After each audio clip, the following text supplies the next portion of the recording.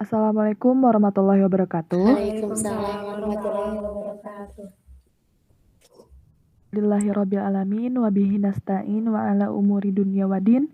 Wassalatu wassalamu ala arsyafil anbiya'i wal mursalin wa ala alihi wa sahbihi ajmain. Pertama-tama marilah kita panjatkan puji beserta syukur kepada Allah Subhanahu wa taala yang telah memberikan nikmat kepada kita sehingga kita bisa melakukan presentasi kali ini.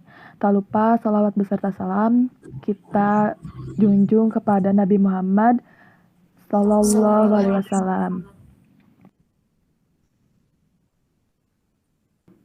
Dan terima kasih kepada Bapak Anwar selaku dosen pengampu mata kuliah Pendidikan Agama Islam kali ini. Dan untuk sekarang yaitu presentasi materi tentang bab muamalah. Kepada kelompok 5 dipersilahkan untuk memperkenalkan diri. Baik, perkenalkan nama saya Firly Nurhaira. Perkenalkan nama saya Tiara. Perkenalkan nama saya Siva. Perkenalkan nama saya Dava. Untuk yang sekarang yaitu dari kelompok 6 sendiri, yaitu saya sebagai moderator yang bernama Novita Suci Ramadhani dan komentator oleh Chandra Fauji, notulen oleh Sinta, dan yang terakhir yaitu ada Obar.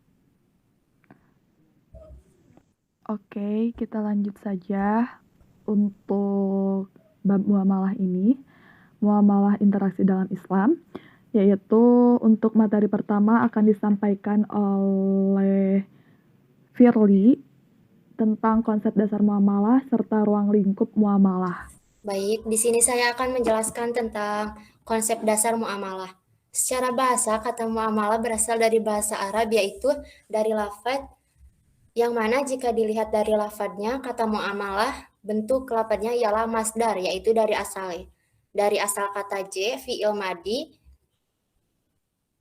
yang berarti saling bertindak, saling berbuat, saling melakukan, dan saling menukar. Dalam ilmu fikih, muamalah memiliki dua pengertian. Yang pertama, pengertian muamalah dalam arti luas. Yang kedua, muamalah dalam arti khusus atau sempit. Dalam arti luas, muamalah merupakan aturan Allah Subhanahu wa taala yang mengatur hubungan manusia dan usaha mereka dalam mendapatkan kebutuhan jasmani dengan jalan yang terbaik. Sedangkan dalam arti sempit, muamalah merupakan kegiatan tukar menukar suatu barang dengan sesuatu yang bermanfaat dan menggunakan cara yang sesuai dengan aturan Islam. Selanjutnya, ada ruang lingkup muamalah. Ruang lingkup muamalah mencakup dua aspek, yaitu aspek al-muamalah al-adabiyah. Yang kedua, ada aspek al-muamalah al-madiyah. Adapun penjelasan secara terperincinya, yaitu al-muamalah al-adabiyah, muamalah yang berhubungan dengan kegiatan adab dan akhlak. Muamalah yang bersifat adabiyah mencakup beberapa hal, diantaranya ijab qabul, saling meridhoi, tidak ada keterpaksaan dari salah satu pihak, hak dan kewajiban, kejujuran, segala sesuatu yang bersumber dari indera manusia yang ada kaitannya dengan peredaran harta dalam hidup bermasyarakat. Yang kedua ada al-muamalah al-madiyah, muamalah yang mengkaji objeknya, sehingga sebagian para ulama berpendapat bahwa muamalah al-madiyah, muamalah yang bersifat kebendaan, karena objek fikih muamalah adalah benda yang halal, haram, syubhat untuk diperjualbelikan. Benda-benda yang memadharatkan, benda-benda yang mendatangkan kemaslahatan bagi manusia dan lain sebagainya. Terima kasih. Oke, terima kasih kepada Firly yang telah memaparkan konsep dasar muamalah dan ruang lingkup muamalah. Untuk selanjutnya itu akan dijelaskan oleh Tiara tentang prinsip-prinsip dalam bermuamalah serta hak kepemilikan harta dan akad. Kepada Tiara dipersilahkan. Oke. Prinsip-prinsip dalam muamalah. Adapun prinsip-prinsip tersebut, yang pertama yaitu segala bentuk muamalah pada dasarnya adalah mubah atau boleh, kecuali jika ada nas Al-Quran dan hadis Nabi yang melarangnya. Yang kedua yaitu masalah muamalah termasuk pada urusan duniawi. Artinya urusan muamalah berbeda dengan urusan ibadah, di mana dalam ibadah semua perbuatan dilarang, kecuali perbuatan tersebut ada perintahnya. Sedangkan dalam muamalah semuanya boleh atau mubah dilakukan kecuali perbuatan itu ada larangnya. Oleh karena itu, semua bentuk transaksi dan akad muamalah boleh dilakukan oleh manusia asal tidak bertentangan dengan ketentuan syara. Yang ketiga yaitu muamalah harus dilakukan atas dasar sukarela tanpa mengandung unsur-unsur paksaan. Muamalah harus berdasarkan atas persetujuan dan kerelaan antara kedua belah pihak. Artinya asas dalam bermuamalah adalah kerelaan dari kedua belah pihak seperti apapun bentuknya. Akad dan transaksi bermuamalah selama kedua belah pihak rela dan sepakat serta tidak melanggar ketentuan syara itu diperbolehkan. Yang keempat yaitu muamalat dilakukan atas dasar pertimbangan mendatangkan manfaat dan menghindari mudarat dalam dalam hidup masyarakat. Yang kelima yaitu adat kebiasaan yang berlaku.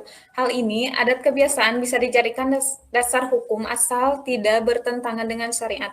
Maksudnya dalam bermuamalah, setiap daerah atau kelompok mempunyai kebiasaan yang dilakukan secara turun-temurun dan bertahun-tahun yang selanjutnya menjadi adat kebiasaan dalam bermuamalah jika adat dan kebiasaan itu tidak bertentangan dengan syara dan diakui oleh masyarakat, maka hal itu sah atau boleh dijadikan sebagai dasar hukum. Yang keenam yaitu muamalah dilaksanakan dengan memelihara nilai keadilan, menghindari unsur-unsur penganiayaan, unsur-unsur pengambilan kesempatan dalam kesempitan, artinya jangan sampai merugikan diri sendiri dan orang lain.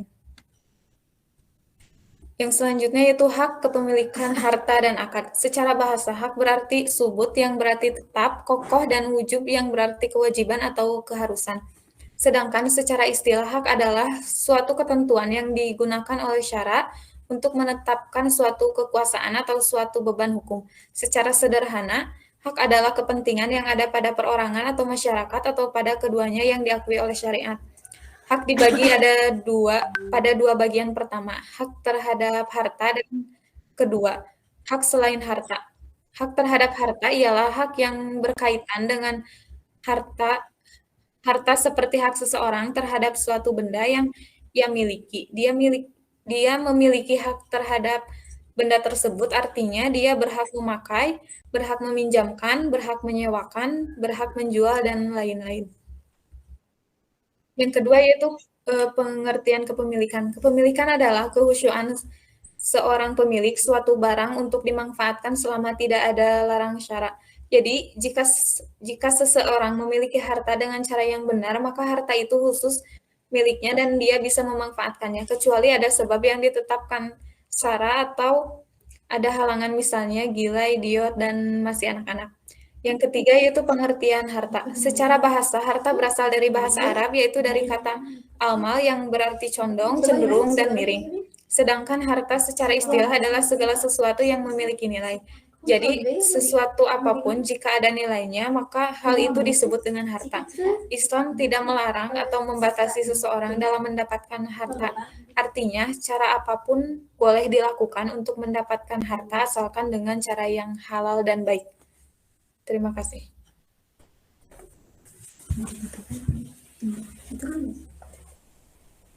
Terima kasih kepada Tiara, dan untuk materi yang selanjutnya akan disampaikan oleh Dafa. Kepada Dafa dipersilahkan. Baik, di sini saya akan menjelaskan cara membelanjakan harta. Ada beberapa cara dalam membelanjakan harta sesuai dengan aturan dan pesan dari Allah Subhanahu wa Ta'ala. Yang pertama, menggunakan harta secukupnya. Jadi artinya tidak boleh berlebih-lebihan. Yang kedua, tidak berbuat mubazir, tidak menghambur-hamburkan harta atau boros. B. Macam-macam harta. Apabila dilihat dari segi dapat atau tidaknya dipindahkan, harta terbagi menjadi dua, yaitu harta tetap dan benda bergerak. Selanjutnya pengertian akad. Kata akad secara bahasa dari bahasa Arab yaitu dari kata al-aqdu yang berarti ikatan, perjanjian, dan mufakat. Sedangkan akad secara istilah dapat diartikan sebagai pertalian atau pertemuan antar ijab atau pernyataan melakukan ikatan. Dan qabul yaitu pernyataan penerimaan ikatan sesuai dengan kehendak syariat yang berpengaruh pada objek perikatan. Dasar hukum tentang akad dijelaskan dalam Al-Quran sebagaimana Allah Subhanahu wa Ta'ala berfirman dalam Quran surat Al-Maidah surat ke-5 ayat ke-1 dan Quran surat Al-Isra surat ke-17 ayat ke-34. Macam-macam akad dan transaksi.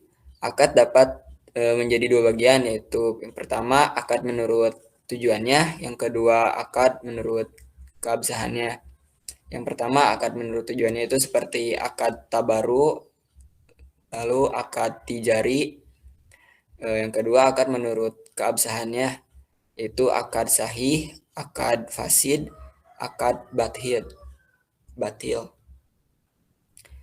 C. Rukun dan syarat akad. Beberapa rukun dan syarat akad yang dilaksanakan yaitu satu, rukun-rukun akad. Akid yaitu orang yang menyelenggarakan akad.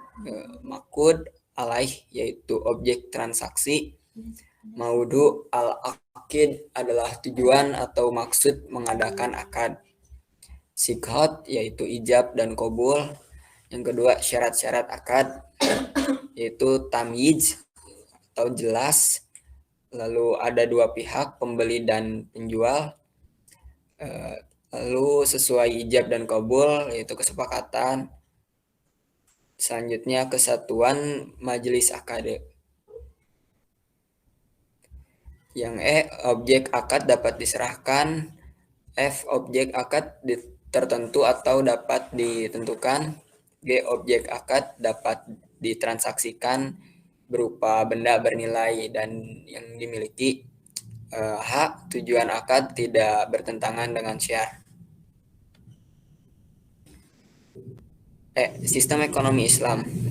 Pengertian sistem ekonomi Islam adalah ilmu yang mempelajari tentang perilaku ekonomi manusia yang diatur berdasarkan aturan tauhid sebagaimana yang sudah dirangkum di dalam rukun iman dan rukun Islam. Sistem ekonomi Islam juga bisa diartikan sebagai ilmu pengetahuan sosial yang mempelajari ekonomi berdasarkan prinsip dan nilai-nilai Islam. 2. Prinsip-prinsip sistem ekonomi Islam. Yang pertama, berbagai sumber daya dipandang sebagai pemberian titipan dari Allah kepada manusia. B. Islam mengakui bahwa kepemilikan pribadi dalam batas-batas tertentu. C. Kekuatan penggerak utama ekonomi Islam adalah kerjasama. D. Keadilan. Ekonomi Islam menolak terjadinya akumulasi kekayaan yang dikuasai oleh segelintir orang saja. E. Ekonomi Islam menjamin pemilikan masyarakat dan penggunaannya untuk kepentingan banyak orang.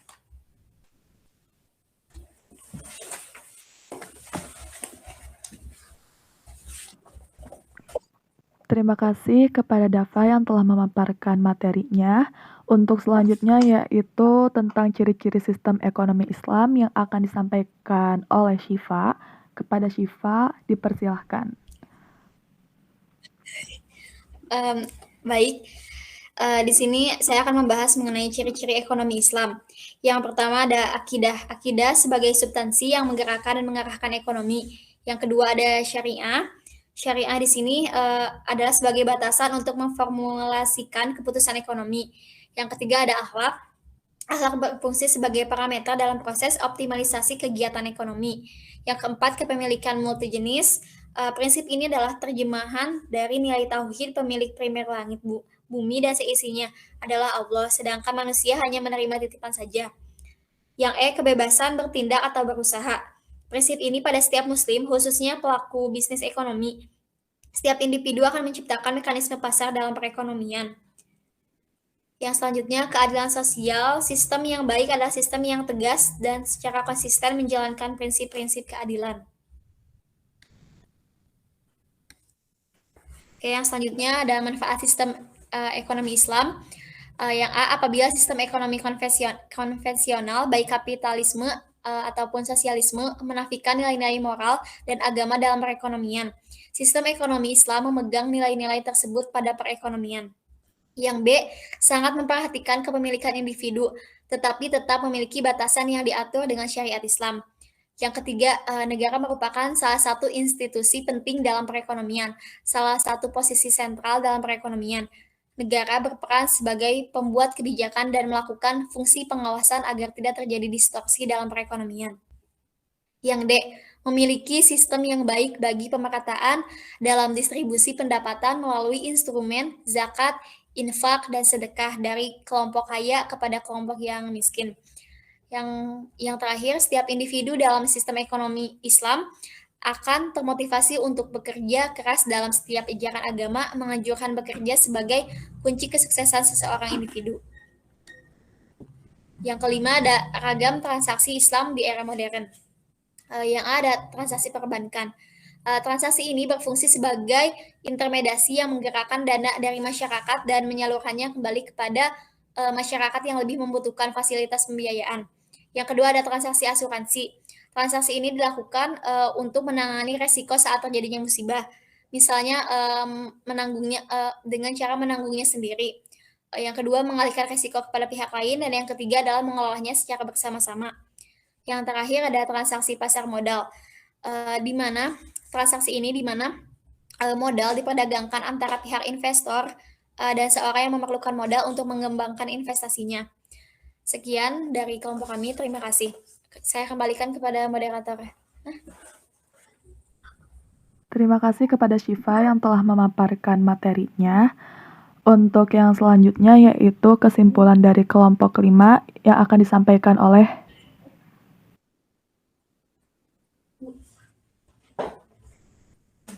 Sebentar.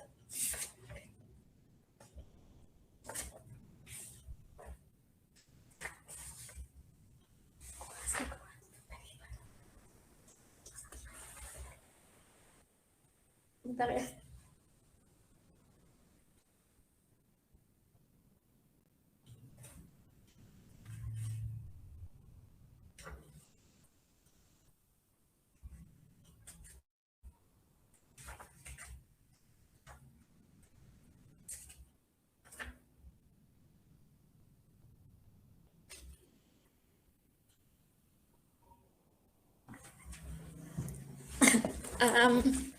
Baik, untuk kesimpulan mengenai muamalah, jadi intinya antara hubungan antar manusia dengan hubungan sosial dan atau yang bisa disebut hablum minanas dalam syariat Islam. Hubungan antar manusia tidak dirinci jenisnya, tetapi diserahkan kepada manusia mengenai bentuknya. Saya kembalikan kepada moderator. Terima kasih kepada Syifa yang telah menyampaikan kesimpulan dari kelompok 5 dan yang selanjutnya itu penyampaian komentator dari Chandra Fauji. Kepada Chandra Fauji saya persilahkan.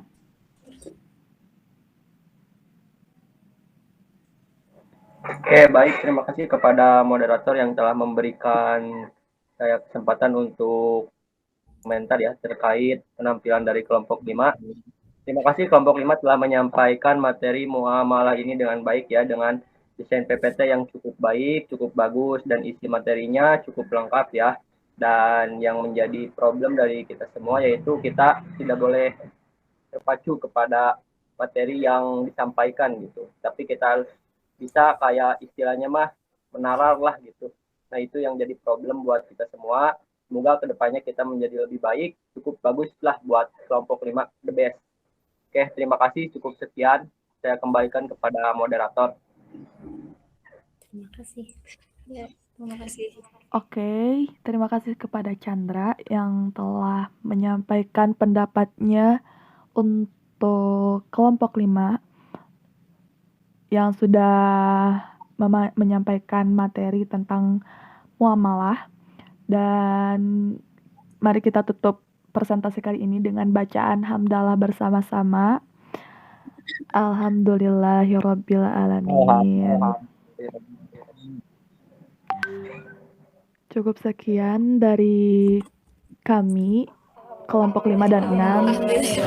Terima kasih atas perhatiannya. Wassalamualaikum warahmatullahi wabarakatuh. Waalaikumsalam warahmatullahi wabarakatuh.